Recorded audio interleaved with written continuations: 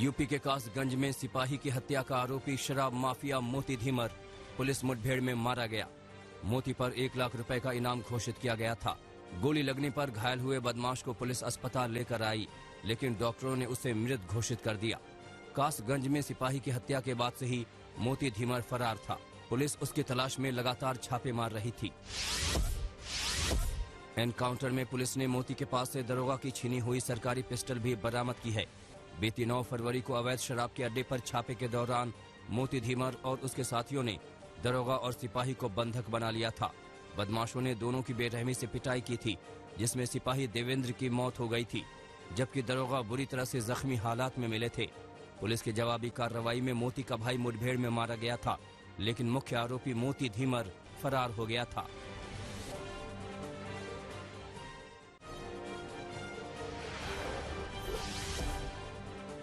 आज जेपी नड्डा ने दिल्ली में बीजेपी के राष्ट्रीय पदाधिकारियों की एक बड़ी बैठक बुलाई है।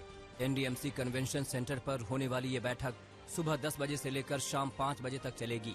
बैठक में पीएम मोदी के अलावा बीजेपी के जेपी नड्डा, अमित शाह और राजनेता समेत अन्य पार्लियामेंट्री बोर्ड के सदस्य भी मौजूद रहेंगे।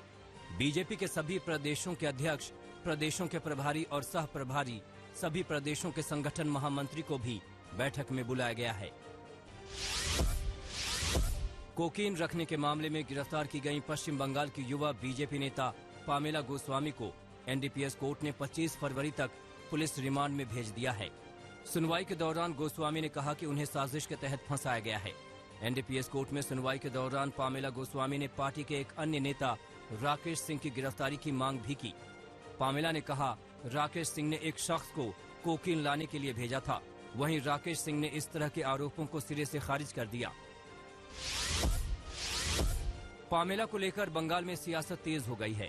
बीजेपी नेता कैलाश विजयवर्गीय ने टीएमसी पर झूठे आरोपों में फंसाने का आरोप लगाया, तो मंत्री सुजीत बोस ने कहा कि अभी कुछ और लोग गिरफ्तार किए जाएंगे। पुलिस ने पामेला गोस्वामी को 90 ग्राम कोकीन के साथ गिरफ्तार किया था, जिसकी कीमत करीब 10 लाख रुपए थी। पश्चिम बंगाल में विधानसभा चुनाव के ऐलान से पहले बीजेपी में शामिल हुए शुभेंदु अधिकारी ने ममता बनर्जी को चुनौती दी है। शुभेंदु अधिकारी ने कहा है कि ममता बनर्जी नंदीग्राम सीट से चुनाव लड़ने का ऐलान कर चुकी हैं। अगर उन्हें नंदीग्राम सीट पर जीत का भरोसा है तो वो विधानसभा चुनाव में सिर्फ एक सीट से चुनाव लड़ें। गुजरात में निकाय चुनाव के तहत आज 6 बड़े शहरों में मतदान हो रहा है। सुबह 7 बजे से शुरू होने वाला मतदान शाम 5 बजे तक चलेगा। 575 सीटों के लिए मतदान चल रहा है, जिसके लिए 2276 उम्मीदवार मैदान में हैं। इनमें से बीजेपी के 577, कांग्रेस के 566, आम आदमी पार्टी के 470, राकांपा के 91 और अन्य दलों से 553 उम्मीदवार हैं। अहमदाबाद, सूरत, वडोदरा, भावनगर, जामनगर और राजकोट नगर निगम चुनाव को मुख्यमंत्री विजय रूपाणी के लिए परीक्षा के रूप में देखा जा रहा है, जो अगले साल होने वाले विधानसभा चुनाव का मिजाज तय कर सकते हैं।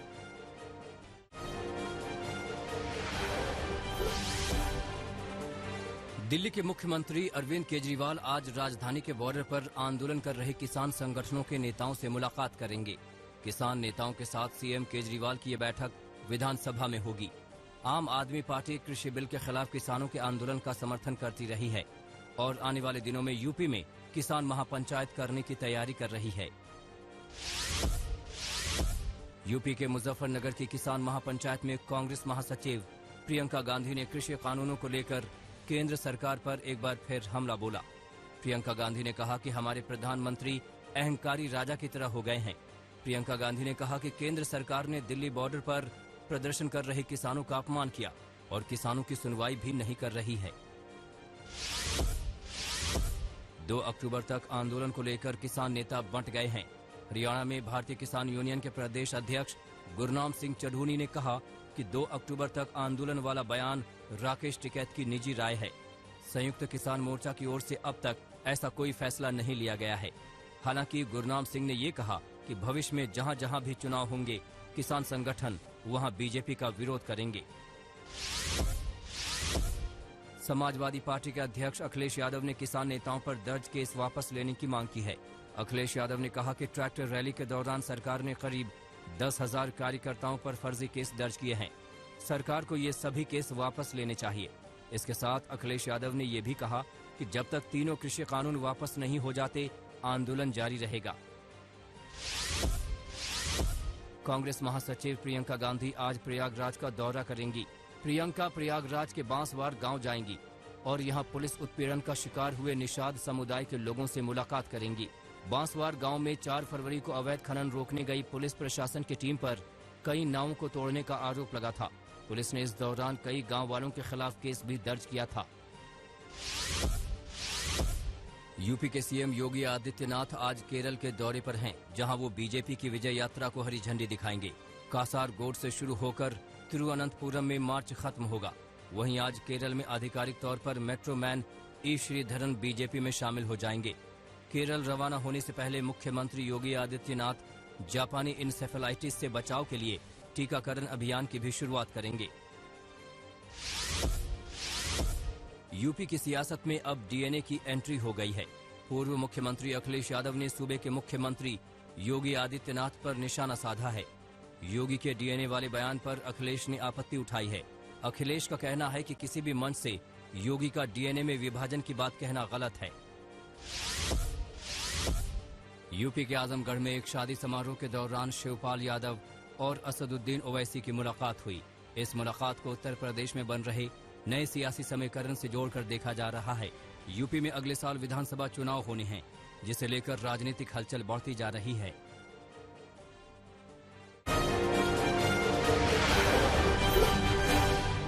दिल्ली के पटियाला हाउस कोर्ट ने किसान आंदोलन से जुड़ी टूल किट के मामले में गिरफ्तार क्लाइमेट एक्टिविस्ट दिशा रवि को जमानत नहीं दी। दिशा की जमानत याचिका पर सुनवाई करते हुए कोर्ट ने फैसला सुरक्षित रख लिया। कोर्ट इस पर 23 फरवरी को फैसला सुना सकती है। पुलिस ने कोर्ट को बताया कि भारत को बदनाम करने की ग्लोबल साजिश में दिशा भी शामिल है। किसान आंदोलन की आड़ में माहौल बिगाड़ने की कोशिश थी। दिशा ने सिर्फ टूल किट बनाई और शेयर नहीं की, बल्कि वो खालिस्तान की वकालत करने वालों के संपर्क में भी थी। हालांकि दिशा के वकील ने इन आरोपों को निराधार बताया। आंध्र प्रदेश के विजयवाड़ा अंतर्राष्ट्रीय हवाई अड्डे पर शनिवार शाम को एक बड़ा हादसा होते होते टल गया। एयर इंडिया एक्सप्रेस का विमान लैंडिंग के वक्त एक बिजली के खंभे से टकरा गया। हादसे के वक्त विमान में 64 यात्री सवार थे।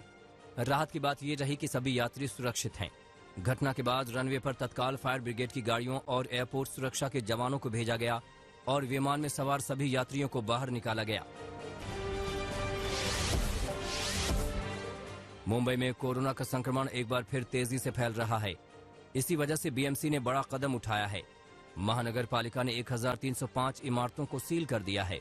इन इमारतों में 71,838 परिवार रहते हैं। मुंबई में 2,749 केस आने के बाद बीएमसी ने यह फैसला लिया है। 3 दिन पहले मुंबई के लिए नई गाइडलाइन जारी की गई थी। इसमें कहा गया था कि यदि किसी बिल्डिंग में 5 या उससे ज्यादा कोरोना के मामले मिलते हैं तो फिर पूरी बिल्डिंग को सील कर दिया जाएगा। पूर्व सांसद धनंजय सिंह के खिलाफ लखनऊ की सीजेएम कोर्ट ने गैर जमानती वारंट जारी कर दिया है। धनंजय सिंह पर हत्याकांड की साजिश रचने का आरोप है। लखनऊ के विभूति खंड इलाके में पूर्व ब्लॉक प्रमुख अजित सिंह की 6 जनवरी को गोली मारकर हत्या कर दी गई थी। पुलिस की जांच में दावा किया गया था कि पूर्व सांसद ने शूटरों की मदद की थी। वहीं वारदात के मुख्य शूटर गिरधारी विश्वकर्मा को कुछ दिन पहले पुलिस एनकाउंटर में मार दिया गया था।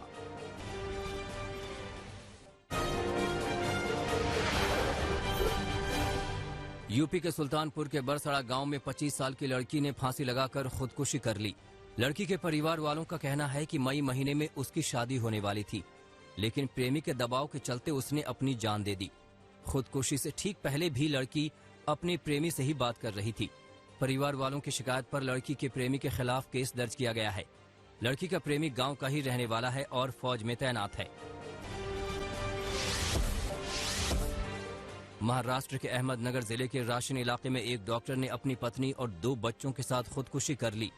मौके से पुलिस को सुसाइड नोट भी बरामद हुआ है, जिसके मुताबिक डॉक्टर के 17 साल के बेटे को कम सुनाई देता था, जिसके चलते डॉक्टर और परिवार को अपमान झेलना पड़ता था।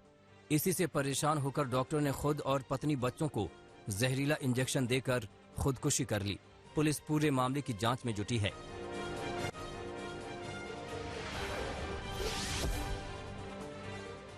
भारत इंग्लैंड के बीच खेले जाने वाले 5 T20 मुकाबलों के लिए टीम इंडिया का ऐलान कर दिया गया है। टीम में कप्तान विराट कोहली की वापसी हुई है। वहीं रोहित शर्मा को उप कप्तान बनाया गया है। वहीं सूर्य कुमार, राहुल तेवतिया को भी मौका मिल गया है। विकेटकीपर के तौर पर ऋषभ पंत के साथ ईशान किशन भी टीम में शामिल किए गए हैं। तेज गेंदबाज भुवनेश्वर कुमार की वापसी हो गई है। इसके अलावा केएल राहुल, शिखर धवन, श्रेयस अय्यर, हार्दिक पांड्या को टीम में जगह मिली है। युजवेंद्र चहल, वरुण चक्रवर्ती, अक्षर पटेल, वाशिंगटन सुंदर, राहुल तेवतिया, टी नटराजन को भी टीम में शामिल किया गया है। सभी मुकाबले अहमदाबाद के मोटेरा स्टेडियम में खेले जाएंगे। T20 सीरीज का पहला मैच 12 मार्च को खेला जाएगा। झारखंड के बल्लेबाज ईशान किशन ने विजय हजारे ट्रॉफी में धमाकेदार शतक जमाया। ईशान ने मध्य प्रदेश के खिलाफ 94 गेंदों पर 173 रनों की कप्तानी पारी खेली। बल्लेबाज ने अपनी धमाकेदार पारी के दौरान 19 चौके और 11 छक्के लगाए। ईशान को इस पारी का इनाम मिला और T20 के लिए उनका चयन किया गया। सीनियर तेज गेंदबाज उमेश यादव का फिटनेस टेस्ट होगा, जिससे पता चलेगा कि वो इंग्लैंड के खिलाफ दिन रात के तीसरे क्रिकेट टेस्ट में भारतीय टीम का हिस्सा होंगे या नहीं। उमेश मांसपेशी की चोट के कारण पिछले साल मेलबर्न में ऑस्ट्रेलिया के खिलाफ दूसरे टेस्ट से बाहर हो गए थे। उनकी पिंडली की मांसपेशियों में खिंचाव आ गया था। इसके बाद वो स्वदेश लौट आए थे। तेज गेंदबाज शार्दुल ठाकुर को विजय हजारे ट्रॉफी के लिए टीम से रिलीज किया गया है। उनकी जगह तेज गेंदबाज उमेश यादव ले सकते हैं। मोटेरा में 24 फरवरी को तीसरा टेस्ट खेला जाएगा।